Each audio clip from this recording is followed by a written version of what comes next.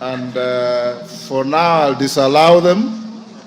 If you find a way to have them authenticated as to their source, their content, their veracity, and their accuracy, then we'll deal with it. Next question, Mark Mwenje. Yes, Honorable Kaluma. Point of order, Speaker. Honorable Speaker, the Honorable Muriu has made a very serious claim against an investor seeking opportunity to invest in the country in our constrained economy. And Honorable Speaker, is not a light matter. Under Standing Order number 91, if you cannot duly substantiate the claims you make, then that claim, number one, must be expunged from the records. But number two, Honorable Speaker, the maker of that unsubstantiated statement must withdraw and apologize. Honorable Speaker, I'm saying this because I have information that while Honorable Muriu Mungai is saying this Adani company cannot engage in any investment in this country, as we speak, this company is engaged in very big infrastructural projects, including in New South Wales, Australia. Mega projects, mega and bigger than this one here. Honorable Speaker, we cannot have a situation where we as leaders of a country operating in this difficult economic environment come, throwing rumors there about entities which should be investing in our country. And that is the platform of public-private partnerships. The idea that we don't have our own money to do everything in terms of development we want to do. And so we invite people who can invest and benefit the public as we go along. Honorable Speaker, even if it were to be said that this company had a problem in some country, as leaders it can only alert us to secure our deal and to secure our national interest better. So this rumor mongering, Honorable Speaker, I wanted to request you that having been confirmed, and it is very unfortunate, Honorable Speaker, that Honorable Muriu, who is a prominent lawyer, senior lawyer, can come before this August House with newspaper cuttings whose motive you never know. From Wamunyoro, I don't know which newspaper. I don't know what Wamunyoro is. Yeah. So Honorable Speaker, could it be expunged from record because it has a company I have already which directed would rather that deal with the documents as they are, and from advice from the table clerk, that are inadmissible. We go to the next question, and Murea, I've told you what to do if you want to be believed. Mark Mwenje. Thank you, Honorable Speaker. Before I ask my question, Honorable Speaker. I'll move to the next question. On the same issue? Okay. Honorable TJ Kajwang. Mr. Speaker, you know... Can you mute Mwenje? Yes. You know the member for Homa Bay is my law partner, and I always don't disagree with him on very serious issues. But as a ranking member, as I am, and I heard that from the Deputy Speaker, is it in order that members of this House should talk down other members on issues which are substantial, which are being spoken both outside and inside, to refer that members are rumor mongering? Whether it is a newspaper, no newspapers are allowed, if in Speaker's wisdom, Speaker may allow certain information, including newspaper reports. That is what I know about.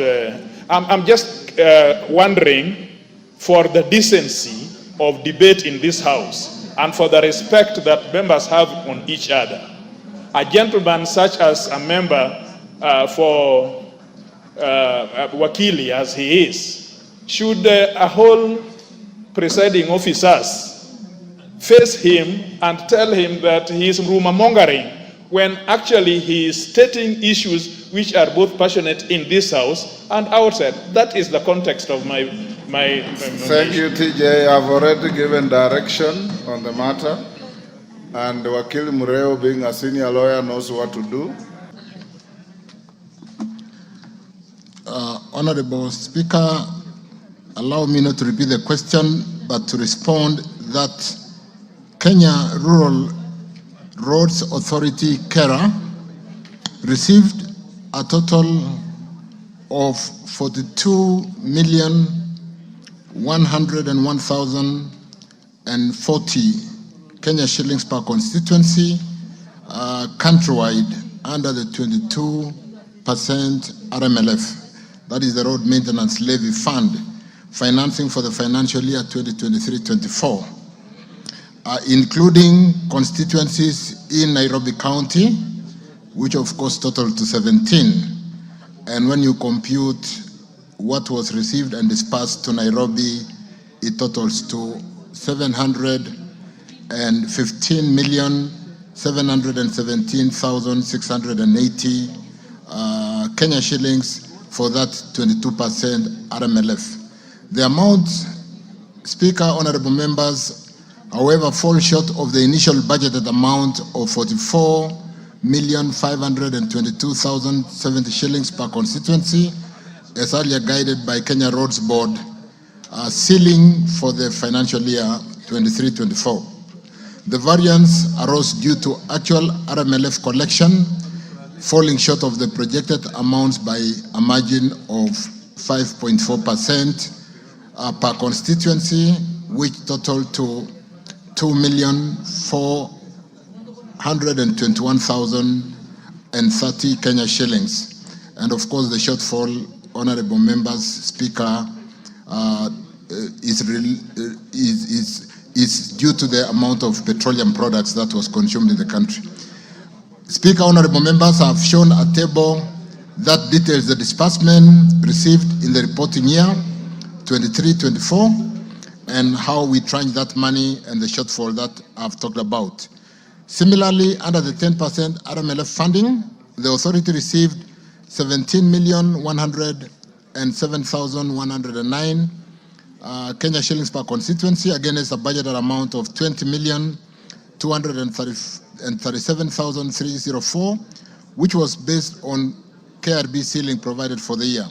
The total amount received for the financial year under the 10% RMLF was therefore 290,820,853 against the expected funding of 344,034,168, representing a variance of 15.5%, honorable members.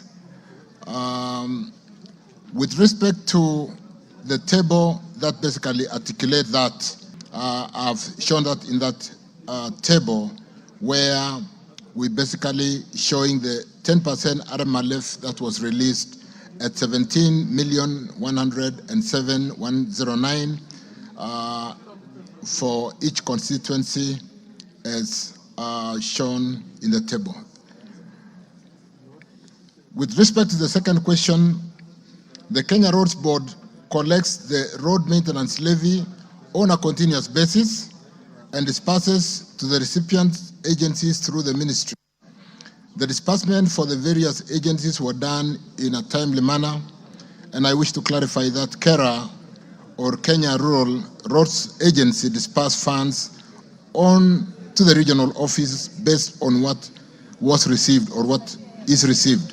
The funds for Nairobi City County, honorable members, and all other constituencies were therefore remitted and will continue to be remitted promptly. Thank you, Speaker. Thank you, honorable members.